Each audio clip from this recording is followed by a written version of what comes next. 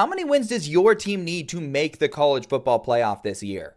Kelly Ford dropped one of my favorite graphics of the whole offseason, basically outlining how many total regular season wins each team needs to be in the college football playoff at large discussion. This doesn't include auto bids for winning your conference title. And as you can see here, the bulk of the group of five needs to go undefeated 12-0 to be in consideration. Kelly Ford a little aggressive against group of five schools here. Like last year, Boise State was also in this 12 category, and yet they went 11-1, and we're still in discussion. So I think there's a few teams in the 12 tier that might be able to go 11-1 with one really solid loss, like for Boise State, it would be a close loss to Notre Dame and be in that discussion. In the 11 category, we've got a few teams, Oregon State and Washington State, kind of in limbo, kind of with like a half-power conference schedule this year. South Florida has a tough non-conference slate, so they could go 11-1 and be considered.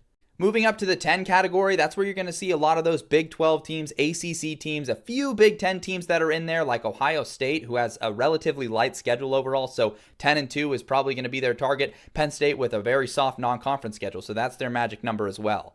As we work our way up the graphic, we get to the 9 category, teams that only need 9 wins to be in that discussion. Notably, Syracuse and Florida State, a couple of ACC teams in here that have really tough non-conference slates that really boost their strength of schedule. We've got Michigan State in here, a bunch of SEC teams. And then in the 8 tier, a lot of teams this season, you see they're all SEC schools in there, and then Wisconsin. The Badgers do play just an absolutely brutal schedule. Is it realistic to see an 8-4 team genuinely in that discussion? I actually don't think so. There's like a chance if the right combination of things happen. But for example, Florida was 7-5 and they weren't even close to the top 25. And last year we were saying if they went 8-4, they'd seriously be in the at-large discussion.